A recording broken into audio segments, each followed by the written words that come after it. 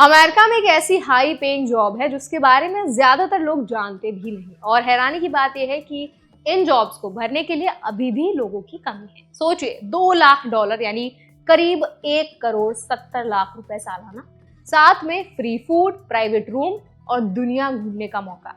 लेकिन फिर भी ये नौकरियां खाली पड़ी हैं। इस वीडियो में आज हम समझेंगे कि जॉब्स कौन सी हैं, क्यों अमेरिका इन्हें अर्जेंटली भरना चाहता है, नेशनल सिक्योरिटी से इसका कनेक्शन क्या है और इस टाइम पर सबसे जरूरी चीजें क्या हैं जो इंडियंस को ध्यान में रखनी है। तो चलिए फिर जल्दी से वीडियो को स्टार्ट कर देते हैं। Hi, my name is Varsha Dubey, watching NBT tech ed. सबसे पहले बात करते हैं इस जॉब के नेचर की। ये काम है कमर्शियल सेलर्स का, यानी अमेरिका के मैरीटाइम अकेडमीज से निकलने वाले वो लोग जो बड़े कार्गो शिप्स पर काम करते हैं।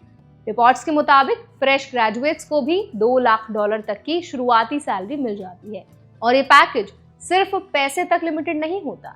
उन्हें जहाज पर free food, private rooms, upgraded internet, gym और घर पर जैसा रहना खाना उनका वैसा ही सेटअप मिलता है। सबसे बड़ा फायदा है ग्लोबल ट्रैवल, यानी एक ही करियर में पैसे भी, पर्क्स भी और दुनिया देखने का मौका भी।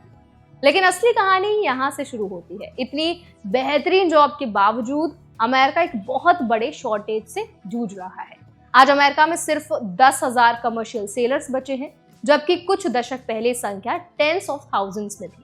बहुत कम अमेरिकी यूथ मैरीटाइम करियर्स को जानते या कंसिडर करते हैं। कई ग्रेजुएट्स को तो ये भी नहीं पता है कि ये करियर सच में एग्जिस्ट भी करता है। इसी कारण शिपिंग कंपनीज ओपनली कह रही हैं कि उनके पास लोग ही नहीं है जिन्हें ये हायर कर सके। और इससे भी बड़ी चिंता, ये सिर्फ एक नौकरी का मामला नहीं बल्कि राष्ट्रीय सुरक्षा से जुड़ा हुआ मुद्दा बन चुका है। पेंटागन की जो मिलिट्री सप्लाई चेन है काफी हद तक कमर्शियल शिप्स और प्राइवेट क्रूज पर डिपेंड करती है। लेकिन मैन पावर शॉर्टेज की वजह से पिछले साल नेवी को अपने 17 सप्लाई शिप्स मॉथबॉल करने पड़े, यानी ये जहाज खड़े कर दिए गए क्योंकि क्रू ही नहीं मिला। अगर फ्यूचर में किसी कॉन्फ्लिक्ट की स्थिति हुई तो अमेरिका को अपनी मिलिट्री को बाहर भेजने और सप्लाई करने में दिक्कत हो सकती है। ये चेतावनी वॉल स्ट्रीट जर्नल की रिपोर्ट में एक्सपर्ट्स ने दी है। Retired rear admiral Mark Buzby ने साफ कहा है कि शिप बना लेना आसान है, लेकिन उसे स्टाफ कैसे करेंगे। इसीलिए आज अमेरिका के मैरीटाइम सेक्टर को रिवाइव करने के लिए व्हाइट हाउस और कांग्रेस दोनों एक्टिव हैं।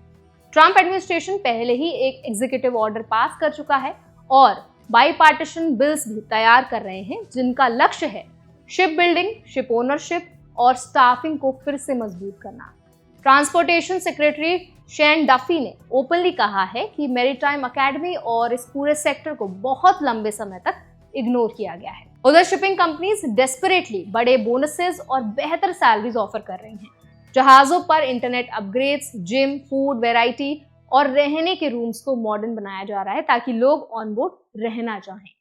फिर भी अवेयरनेस की कमी इतनी बड़ी है कि बहुत से यंग अमेरिकन को अब तक पता ही नहीं कि ये करियर ऑप्शन अवेलेबल भी है। अब बात करते हैं कि इसका इंडियन ऑडियंसेस के लिए क्या मायने हैं। सबसे पहले अपॉर्चुनिटीज थ्योरेटिकली आपको काफी अट्रैक्टिव लग सकती है, लेकिन ये जॉब सीधा यूएस सिटीजन्स के लिए रिजर्व्ड होती है क्योंकि अमेरिकन कार्गो शिप्स पर इनका काम होता है जहाँ स्टाफिंग रूल्स बहुत स्ट्रिक्ट है। इंडियन सीफेयरर्स के लिए इसमें डायरेक्ट एंट्री नहीं होती, लेकिन इससे एक बहुत बड़ा लेसन मिलता है कि यूएस में ऐसे कई हाई पेइंग सेक्टर्स मौजूद हैं जिनकी अवेयरनेस बहुत कम है।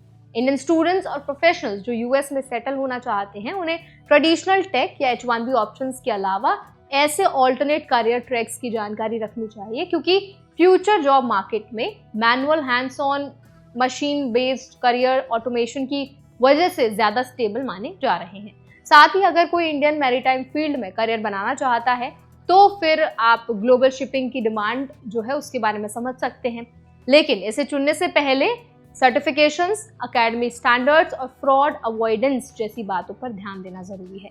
मैरीटाइम करियर्स में इंटरनेशनल लाइसेंसिंग और एकेडमिक ट्रेनिंग बहुत स्पेसिफिक होती है, इसीलिए किसी भी इंस्टीट्यूट में एडमिशन लेने से पहले उसकी क्रेडिबिलिटी जरूर वेरीफाई करें।